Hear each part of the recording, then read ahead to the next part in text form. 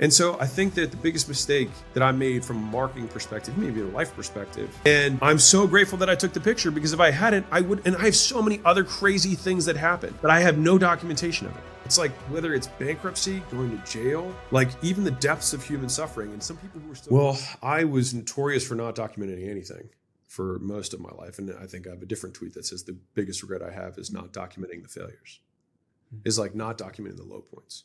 Because everyone wants to document the success story, but the only way you have a success story is if you show where you came from. And where you came from is the shitty part. And so like I did 30 something launches of gyms. I only made one recording. And it's like 2 minutes.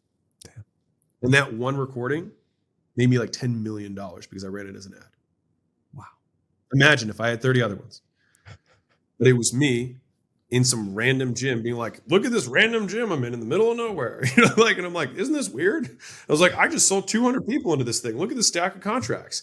And I was actually not making it as an ad. I was sending it to a group that I had just joined to try and show that I was cool. They were all these internet people. And I was like, I do cool stuff too.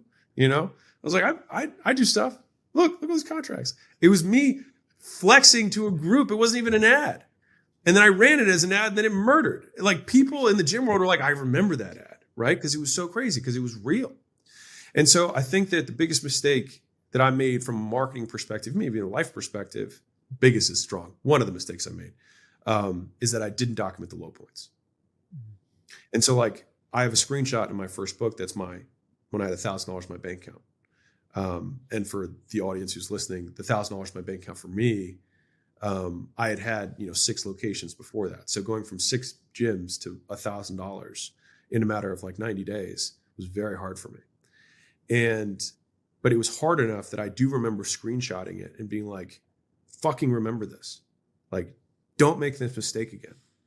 And it was a little bit of like, at the time, like self-punishment of being like, you will not forget this. But as I've gained a little bit more grace to my younger self, I have those screenshots. And I've used that one screenshot of $1,000 in my bank account probably more than any screenshot I've had from my past. And I took one picture of me sleeping on the floor at the gym. One, and I just sent it to my dad being like, first night here, And I'm so grateful that I took the picture, because if I hadn't, I would, and I have so many other crazy things that happened, but I have no documentation of it. And so it's easy to say, hey, document. But the thing is that documenting is a local cost for a global benefit. Mm-hmm. It costs you now, but it benefits you long-term, which is why most people don't do it. And so what I've tried to do with how we've oriented our life is that I give myself local benefit and global benefit. Mm. So I get fast feedback loops for documenting what we do now. And so we document everything, but I also get really fast feedback because I post it. Now, the problem is if you're not posting things, then you have no feedback cycle for remembering them, especially if they're tough. And so I think that one of the genius concepts of capture, don't create, et cetera, is that it actually gives you a feedback loop on something that otherwise has no benefit. Because in the moment you remember it, it just happened. In some ways you're trying to forget it, right? But like when you think about the human experience, when I think about my 85-year-old self, like what makes the human experience in its entirety, the human experience, is the highs and the lows. Mm-hmm. And so like, we were talking about frames of mind for like getting through hard things earlier, but I'll give you another one, which is there was a guy, friend of a friend, successful entrepreneur, and he got really bad cancer, like super bad, really, really fast. Right.